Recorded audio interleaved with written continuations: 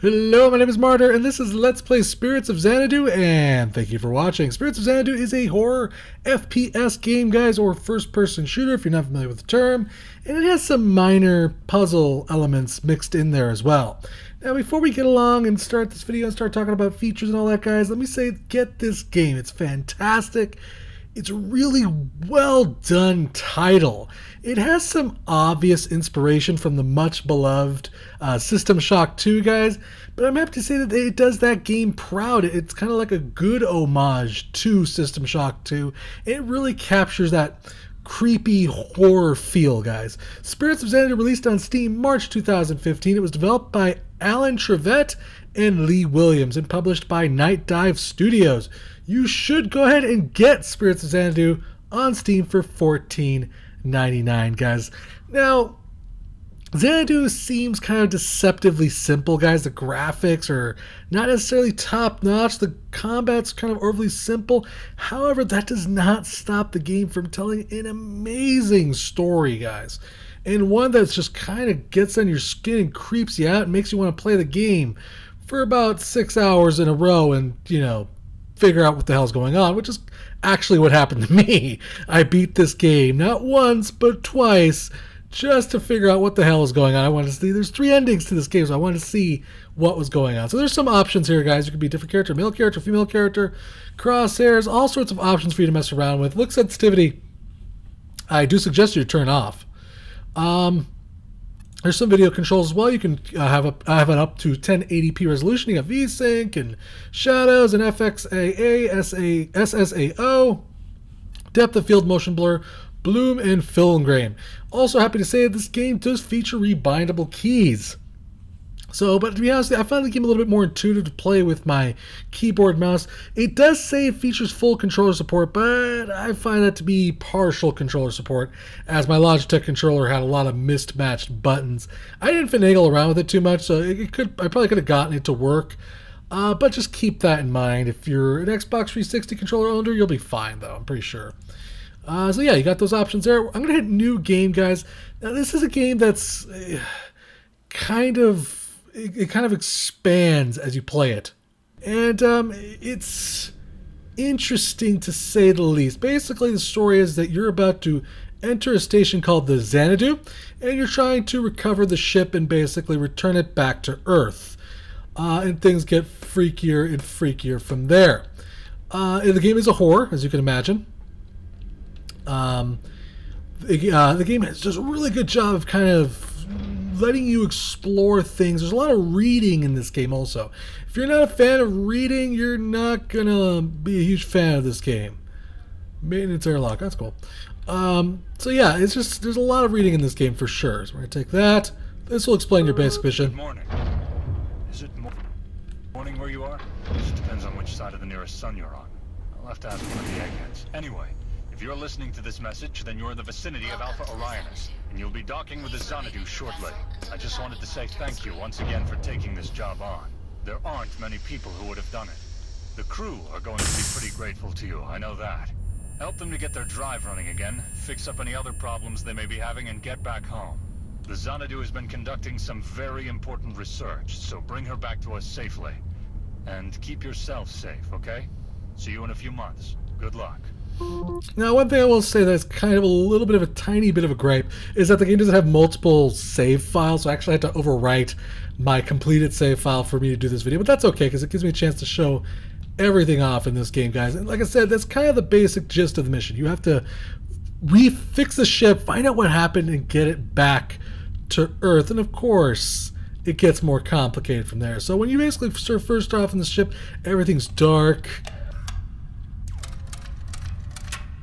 There really isn't much to see, really isn't much to do. All you know is that something's gone wrong aboard the ship and you need to find out what. Now, if we walk over here, let's see if I can turn that little bugger off. This little Dalek dude is going to be a sign of things to come. What things to come? Well, bad things to come. And you can open up grates. There's lots of little secret hidden things just about everywhere in this game. Now, this is the story of Harun al-Din. It's very metaphoric, and there's a lot of symbolism in this game. And I will also say there's also, like I said earlier, there's a lot of reading. If you're not a fan of reading, you're gonna have a tough time with this game because you have to read those pieces of paper. You have to read those, go through those audio logs just to understand what's truly going on here, guys. Yeah, that just disappeared, by the way. And things are going to get progressively freakier and freakier. And it does it beautifully. Just the ambiance, the feel of the game. It's just really creepy as balls. Now, there's some combat in this game. Now, this is one of those things that's going to be hit and miss. The combat is fairly well done. But there's times where the combat can get a little bit... the best way to describe it is it can be kind of a little repetitious, a little annoying. Even after you clear out entire areas, all there's personnel, please report to the engine room. still, oh crap. Forgot about that guy. There's still lots of respawning robots that will just reappear and start kicking your ass again. That was a mistake. Hi there. Now again, if you've played System Shock, all of these enemies, all these things that you're going to see me go through are kind of all very familiar. Now you can see there's this giant map here. There literally is no hand holding, there's no instructions. You are basically left to your wits to figure out what to do and how to go about it. As far as saving or anything like that goes, it kind of reminds me of Alien Isolation. There's these little comm points that you can walk up to and save at to basically save your progress. Also lets you know who the personnel were. Gives you a little information about that. Every time you try to contact the HQ, as you can imagine, it does not work out also. You can also access the terminal cameras just to see where they're all at, where all the save points are at. There's quite a few of them, I will say that much. There's even one on the bridge here. Now, as far as controls go, basically, it's really simplistic. I mean, there isn't really much of a UI. There is no health bar. The health bar is kind of like the edge of your screen. When you basically start seeing your character get hit a lot, you'll start seeing this red outline form more and more. And right now we're just turning the engines back on. That's what we're trying to do, is try to get the engines back going on, as you can imagine here. I'm going to hit all the switches, get them back up there. There we go. Got to plug in these engine thingies. Very Star Trek, there's a lot of winks and nods to a lot of the games. I mean, obviously the main inspiration here is System Shock 2. It's very well done, though. I mean, everything is just perfectly done here. I wonder who put these screwdrivers in the engine. That's a little peculiar. I wonder why somebody would do that. Your gun also, by the way, has like a charged feature. Some guns have like an alternate fire mode, kind of like the plasma gun from Halo. All right, so we basically turn all that. Activate. Damn right you're operational. Alright. If I remember correctly, I guess I was wrong. Now there really isn't anything wrong with shooting anything.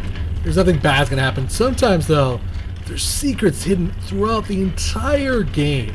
And it's one of those games that, yes, it's simplistic looking. The graphics are not necessarily top of the line, but the game uses those graphics so effectively. It uses darkness and uses the enemy's sounds and sound effects so well. And just listen to that. How creepy the sounds can get at just the engine, its hull and engine running here.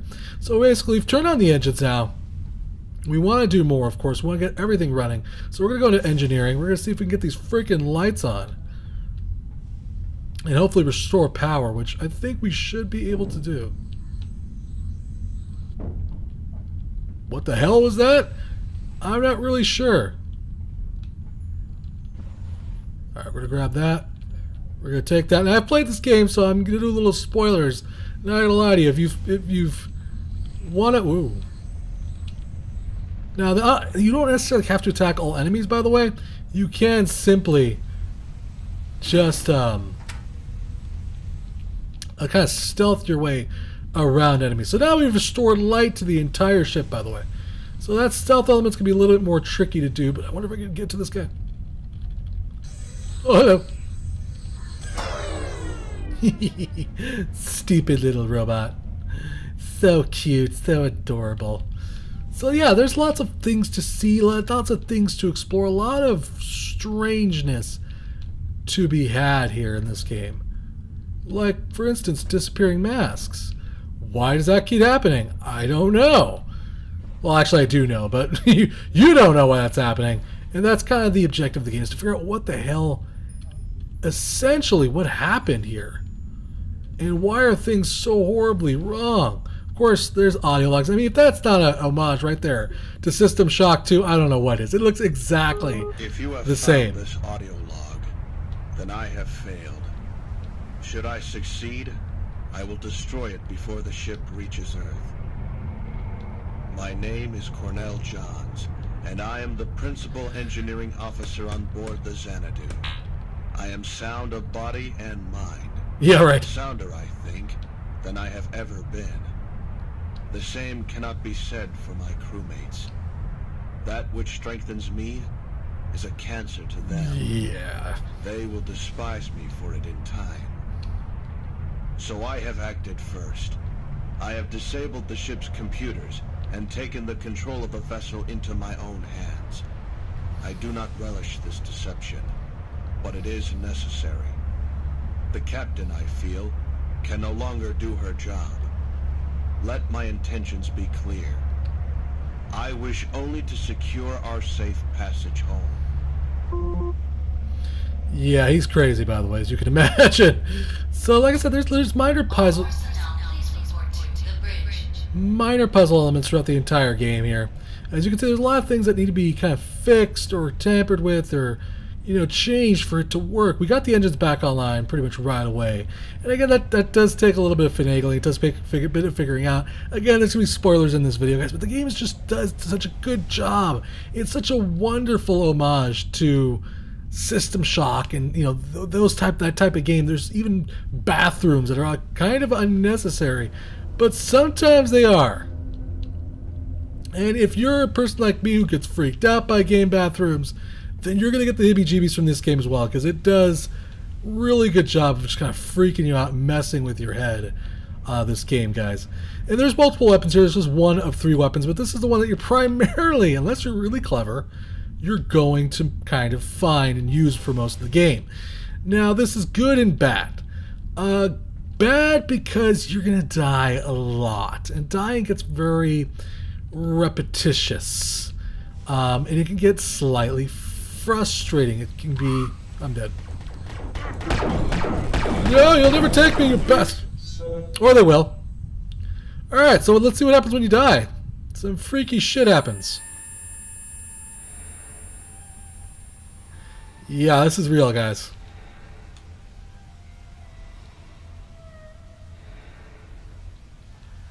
Yep, this is happening. There's a floating mask there, and we've somehow respawned in the brig. Maybe because they're not necessarily aiming to kill you. I think maybe not all their weapons are fatal weapons, as it were. So let's follow this mask. This is just one of the more freaky elements. I mean, this literally had my skin crawling. It still kind of does, to be brutally honest with you. It kind of freaked me out. I love that expression on that mask. Is utterly terrifying. I love to, you could shoot it, by the way, which is kind of hilarious. But it's just this kind of treatment, this kind of way of telling a science fiction story. It's just so well done, guys. Jesus God. Ah.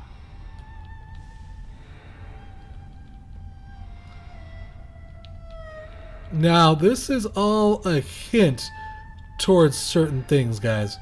I can't tell you what, but that's the joy of this game, is figuring out what the hell any of this is. What is going on?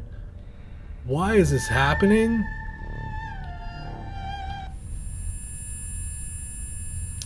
And more importantly, what just happened there? How are we suddenly in another room in front of a giant blood splatter? This is the last confession and farewell of Cornell Johns, as I slip him from my shoulders like an old coat. I have killed my crewmate Solomon Agnew with a .35 screwdriver pushed up into his skull from under his chin. He pleaded with me not to do it, and I held him and cried, shedding my humanity like a man sweating out poison. Then I finished him carefully. I watched in his eyes as he left, the life force arcing between severed nodes, long leaps of faith falling short. I felt him go. A great weight lifted. All his maniac chatter muted in an instant. It was a mercy to kill him.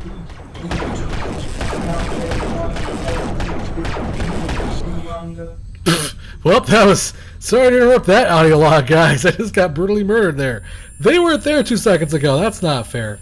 Cryogenic ponds awaiting repairs in the med bay. Alright, so this is where I said the issue kind of starts forming. He's going to kill me again. I wake up in my cell over and over and over again. This is where I think the combat gets just slightly repetitious. It can get slightly annoying. I mean, even if you were to kill all... Some of the robots are permanent. Some of them are fixed robots, like this guy right here is a fixed robot. This robot right here is a fixed robot. But there's just some robots that just spawn over and over and over. By the way, total shout out right here, this guy, to System Shock 2. He does the exact same thing that you're expecting if you played the System Shock 2. He runs at you and explodes violently. So yeah, there's just little hints, little just homages there that are just so well done. And this game is just so well done. Hello. Take that, you Dalek bastard. I'm dead. I could kill you, but I'd rather shut you down. Gosh dang it. So I mean, it's not necessarily the hardest game in the world. I mean, ultimately, ow. You're gonna make progress one way or another. You're going to make progress one way or another in this game. It's just how long it takes you to actually do that is the question. It looks like there's a person in there. Hey! I hope he's really in there. I don't know. I guess you guys will have to find out when you play the game yourself. It's just a really well done science fiction story. There's not much more I can say than just that. It's a very well done story. This ship is pretty huge. Once you learn its layout, though, it's not necessarily the most difficult ship to traverse, and you start figuring out where to go and what to do rather quickly. And it's just, like I said, it's just a very... Why is this Dalek using a toilet? Silly Dalek. Let's see if I can get this guy. Totally got him. You're gonna shoot me. Please don't kill me. Run away. Oh God. That's the other thing. The robot's accuracy is incredible in this game, which can get a little bit frustrating as well. So yeah, I think that gives you the basic idea of what to expect from this game, guys. It's just a very well done story. There's different weapons in this game. I don't want to show you where they are because that would be spoilers. Kind of exploring this game, finding things for yourself is kind of the beauty of this game. But all I will tell you, shit. Leave me alone, please. Gosh dang it all! Just keep dying over and over. Hope you enjoy that sound in your ear over and over. Exploring this game is the reward, guys. Exploring it, basically finding things, figuring out the audio logs, finding out the little scraps of piece of paper, figuring out what they mean is the pleasure of this game. The game does feature also Steamy goodness, Steam achievements, Steam cards for all you Steam card fanatics out there. As far as replay value goes, it does have 3 different endings, but you can kind of load up right before you make the final decision of what ending you're going to go with, kind of in a weird way. Don't want to spoil anything, but you get the idea. And then you can kind of go through all the endings trying to get them all. So it doesn't necessarily have the greatest replay value, but it does have some replay value at the same time. It just really all depends on how you want to go about it. If you want to start over again every time you get a new ending, that's really up to you. In which case, you'll probably get at least good, 6-8 hours out of this game. The first playthrough took me about 4.5 hours in total. And that was from kind of finding... I found about... Hold on, let me hit the I button here. I forgot to mention there is... That was Chinese, I think. I found about 29 out of the 30 pages, and I think about 12 of the 14 audio logs. And that was about 4 hours and a half. So you're gonna get a pretty good game here to enjoy. A pretty decently long game. It's not necessarily as long as System Shock 2, but to be honest with you, trust me when I say the experience of the game was worth it completely. It was fun to play, it was enjoyable, and it really does a good job of just enthralling you, capturing, bringing you in, and making you wonder what the hell is going on aboard this ship. Let's see if I can just run to the bridge. Nope, gonna die. Bridge. Bridge! The bridge! The console! It's right there! I'll use it as cover. Oh, Jesus. So, if you got the impression, it's not necessarily the easiest game either, guys. But I just want to say big thanks to the developer and publisher for a chance to check out this game. Thank you for watching, guys. Remember to subscribe and share, guys, and I'll keep bringing you awesome indie games like Spirits of Xanadu. If you really enjoyed this video, maybe consider hitting up that tip jar. If you're feeling generous of heart, all tips go to improving the channel or future giveaways. Till next time, guys, play more indie games.